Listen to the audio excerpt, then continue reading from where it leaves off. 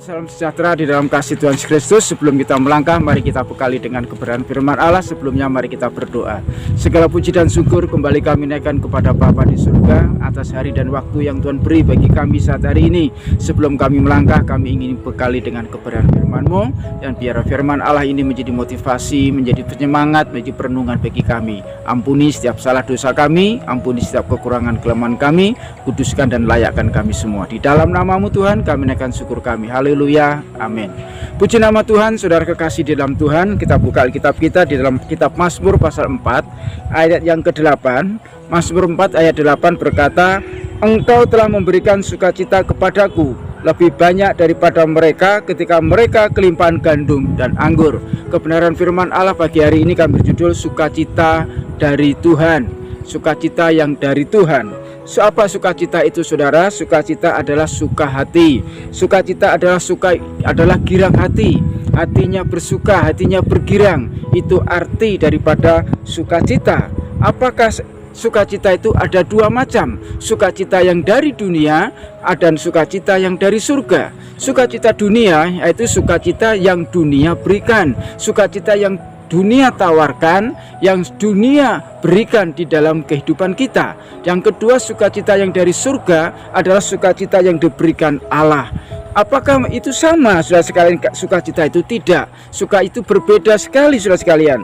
Kalau sukacita yang dari dunia bersifat semu, sukacita yang dari dunia sementara sifatnya, tetapi sikap dari sukacita yang dari surga bersifat kekal, bersifat abadi.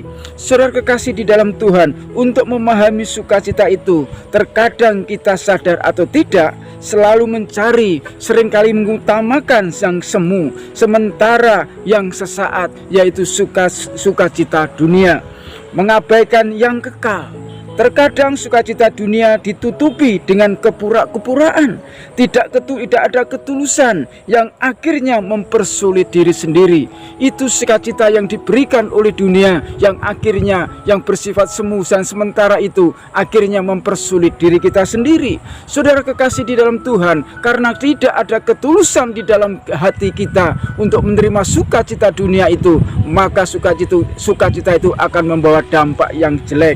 Seperti sebesar contoh Herodes, saudara, sukacita yang mendengar bahwa ada raja yang mau lahir, raja di Israel yang mau datang di dunia ini. Raja Herodes merasa sukacita, dia mau menerimanya. Tetapi saudara kasihan, karena hatinya jahat, karena hatinya tidak terima, karena hatinya tidak tulus, maka Herodes di lain waktu akan membinasakan saudara raja yang datang itu, yaitu Yesus. Karena apa? Karena sukacita yang diberikan dunia ini adalah yang sementara, yang tidak kekal, saudara sekalian. Sifatnya hanya sementara.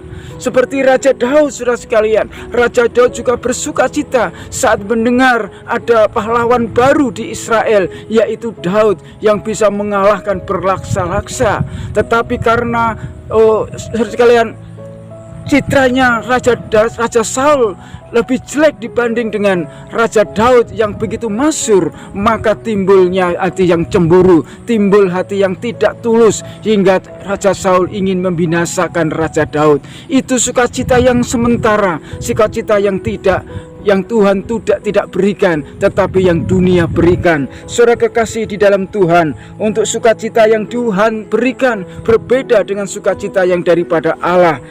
Dalam pembacaan firman Allah kali ini, Raja Daud memberikan kesaksian hidupnya yang tulus, memberikan kesaksiannya di dalam hidupnya bahwa sukacita dari Allah yang diberikan kepadanya lebih besar, sukacita yang diberikan Allah lebih banyak, sukacita yang diberikan Allah lebih menakjubkan, sukacita yang diberikan Allah lebih sempurna daripada sukacita yang diberikan oleh dunia. Dibandingkan dengan sukacita yang Raja Daud gambarkan, seperti yang sudah kita baca, orang yang sedang menikmati panen raya, orang yang sedang melimpah dengan gandum dan anggur. Artinya saudara kekasih dalam Tuhan Yesus Kristus, tidak bisa dibandingkan sukacita dari Allah dan sukacita dari dunia sangat berbeda. Oleh karena itu Raja Daud membandingkan sukacita yang dari surga yang dia terima dengan sukacita yang dari surga. Saudara kekasih di dalam Tuhan Yesus Kristus, apa itu berarti Raja Daud tidak memikirkan materi? Tidak, saudara sekalian. Raja Daud juga memikirkan materi. Materi juga dibutuhkan, kekayaan juga diperlukan, kelimpahan juga didambakan. Tetapi satu hal yang dibuat, yang dianjurkan oleh Raja Daud pada kesempatan pagi hari ini, yaitu saudara sekalian, tetapi Raja Daud yang ada yang terpenting di dalam hidupnya, yaitu Daud saat apa? Saat berseru kepada Tuhan, Tuhan selalu menjawab. Raja Daud saat berseru pada Tuhan, itu yang menjadi sukacita yang besar daripada Daud, karena Tuhan menjawabnya. Yang kedua, sukacita yang besar dibandingkan dengan sukacita daripada dunia saat di dalam kesesakan. Saat di dalam kesesakan, Tuhan memberi kelegaan kepada Raja Daud. Itu menjadi sukacita yang besar daripada Daud.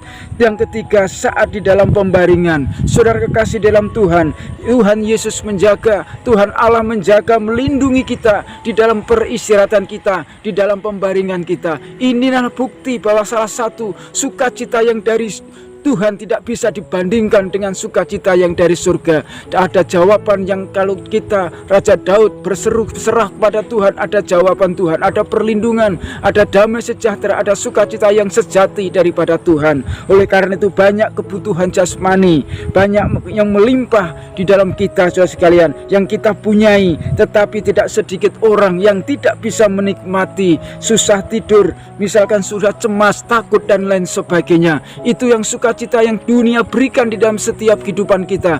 Walaupun kita mempunyai harta melimpah, mempunyai kedudukan pangkat yang tinggi, jikalau sukacita itu datangnya dari dunia, sukacita itu bersifat sementara. Tetapi jikalau sukacita itu yang diberikan daripada Allah, seperti Raja Daud dialami, kita akan mengalami suatu sukacita di dalam hati kita, malah mengalami girang hati, mengalami suka hati di dalam kehidupan kita. Apapun yang terjadi di dalam setiap kehidupan kita, selama itu bersumber daripada Allah sukacita itu, maka ada kebahagiaan, ada keberanian, ada kekuatan di dalam setiap kehidupan kita. Saudara kekasih di dalam Tuhan Yesus Kristus, melalui kebenaran firman Allah kali ini, fokus kita, hati kita, pikiran kita, jiwa kita, biarlah pada sukacita yang Tuhan berikan. Mazmur 33 ayat yang ke-21 mengatakan, ya karena dia hati kita bersukacita, sebab kepada namanya yang kudus kita percaya. Artinya saudara kekasih di dalam Tuhan, kita belajar mempercayakan diri kepada Tuhan. Pasti ada pertolongan, ada sukacita yang Tuhan berikan dalam setiap kehidupan kita. Permasalahan boleh ada, kesusahan boleh ada, kesulitan boleh ada, tetapi saudara sekalian, selama kita mempercayakan diri, berserah kepada Tuhan, maka ada sukacita yang besar yang Tuhan berikan di dalam setiap perjalanan kehidupan kita. Saudara kekasih di dalam Tuhan, si momen-momen Natal saat-saat hari ini, jangan kita dibawa momen Natal yang penuh sukacita itu, jangan bawa kedukaan, jangan bawa kesedihan di dalam kehidupan kita, tetapi kita berikan sukacita itu kepada Allah, karena Allah sudah turun ke dunia untuk menyelamatkan kehidupan saya dan saudara. Tuhan datang ke dunia bukan untuk memisahkan kita, tetapi Tuhan datang kepada memberikan sukacita, memberikan damai, memberikan kasih, memberikan memberikan bagi kita sukacita yang besar. Sukacita yang Tuhan berikan bagi saya dan saudara akan membawa dampak yang baik. Kita akan semangat, tetap semangat di dalam kita melangkah. Segala puji syukur bagi Tuhan jikalau pada saat pagi hari ini Tuhan masih memberikan kesempatan bagi kita untuk kita menikmati momen-momen Natal pada saat kali ini. Itu semua karena kemurahan Tuhan, itu semua karena kasih Tuhan, itu semua karena sukacita Tuhan yang Tuhan kita boleh terima dan boleh kita rasakan. Dan biarlah sukacita yang daripada Tuhan ini boleh kita nikmati di sepanjang Natal ini. Tuhan Yesus memberkati. Mari kita berdoa. Terima kasih Tuhan atas waktu dan yang Kau berikan bagi kami, sehingga kami boleh menikmati kebenaran firman-Mu, dan biar firman Allah ini menjadi motivasi untuk kami melangkah. Ampuni salah dan dosa kami, ampuni setiap kekurangan kelemahan kami. Kami serahkan perjalanan hidup kami hari ini, biarlah apapun yang kami kerjakan, aktivitas yang kami kerjakan, kiranya dapat membawa sukacita sukacita bagi kami. Terima kasih Bapa, di dalam nama-Mu Tuhan kami naikkan syukur kami. Haleluya, amin. Selamat beraktivitas, Tuhan Yesus memberkati, amin.